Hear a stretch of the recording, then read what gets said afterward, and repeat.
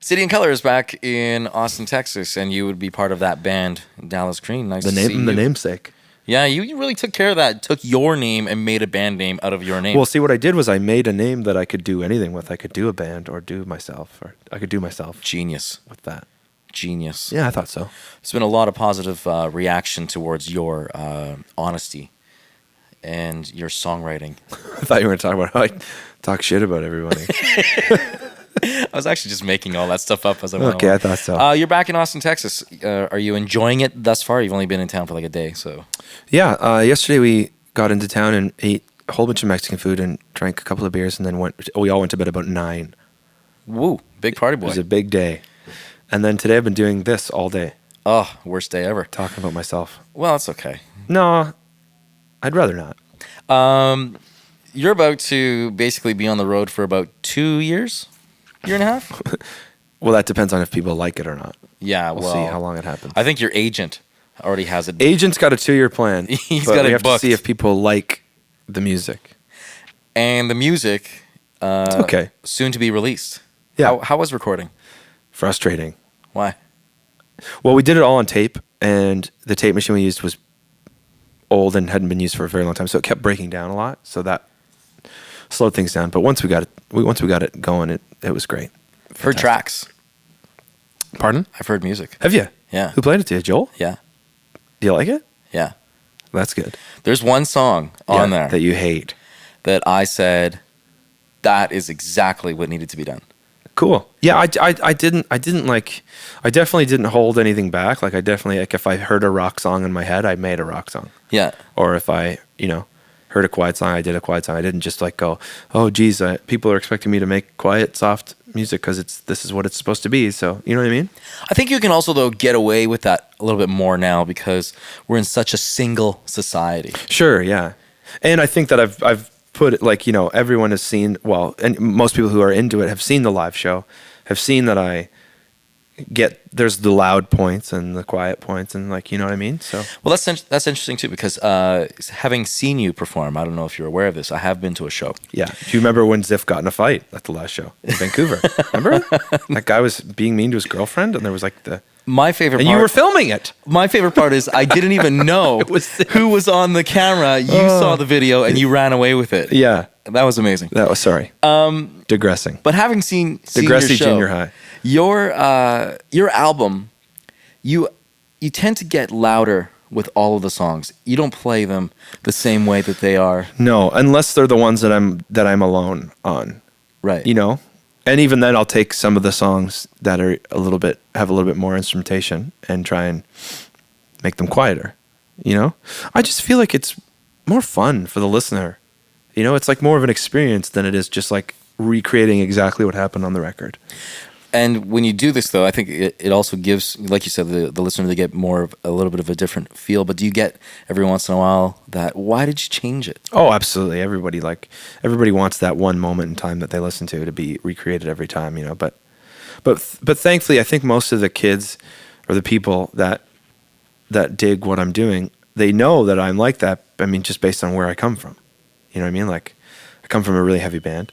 I put out this acoustic record. So you obviously know that I'm into doing different things and trying different dynamics, Does it freak you out that there's still people who come forward and comment about the fact that you're with this heavy band and now you're doing this singer-songwriter style? Does it freak you out still that it's like, why are you just finding out about this now? Because no. you've always been a singer-songwriter. Well, yeah, I mean, but I've said that a bunch today because most, especially Americans who don't know much about the background, will say, why have you just all of a sudden decided to do this solo thing? And I'm like, I've been doing this since I was a kid. Like, I was trying to get people to notice me playing an acoustic guitar when I was 17, 18, 19 years old in St. Catharines, but nobody did. It just happens that I started a band with some guys that people started to take notice to, and then they started figuring out that I had this other stuff, Other stuff in the back. Other stuff in the background, yeah. So it's cool. I mean, I'm okay with it. I don't expect everyone to know who I am or like what I do, but you know me. I kind of do. Yeah. Set up your year for me, real quick. Well, this is the beginning, and then we're doing a couple of more American shows, and then I'm going to Australia, which I can't wait. I heard that you sold out a very large theater in Australia in like record time.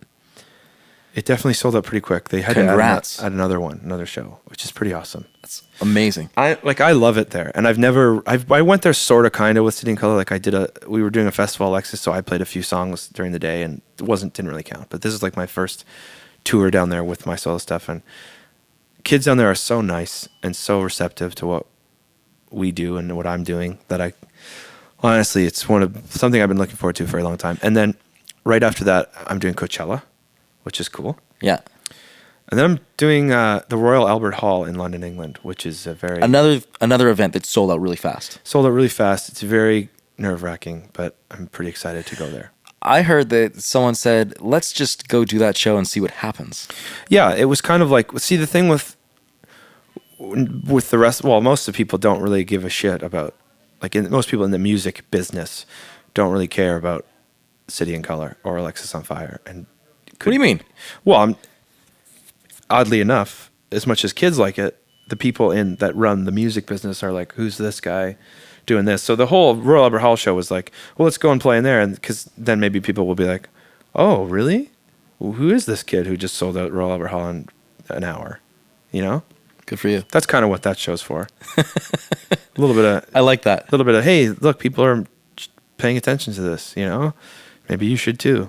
But I think that's also been the City and Color thing for a long time. Like, albums came out and there hasn't been the radio attention that maybe should have been there. Like, surprisingly low, but then the tours have always been getting bigger. See, I'd rather that, you know? I'd rather not be, like, on the radio for a month and then forgotten. And, like, overplayed for a month and forgotten, you know? I'd rather just put records out and have people, the word spread and be able to go and play Royal Albert Hall and go and do a sold-out Australian tour. And could care less if MTV plays the video or the radios play the, you know? Do you know what I mean? Like, I feel like it sets you up for more longevity than just to be this, like, commodity for a couple of months.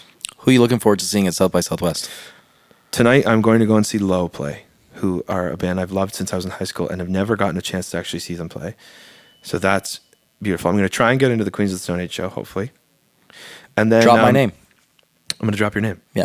Totally going to drop your name. And then I'm playing like 6 shows in 3 days. So awesome. Whatever band is playing when I'm not playing, I'm going to try and go see.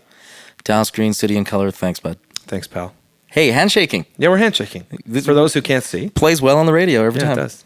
Do you know what's the best part about that Mare of Earth thing? The second installment? Oh, yes. Is the video. Please, we should mention, though, that there's a video online so people know what we're talking about. When you say, thank you very much, and I go, you're welcome very much. That's the best part.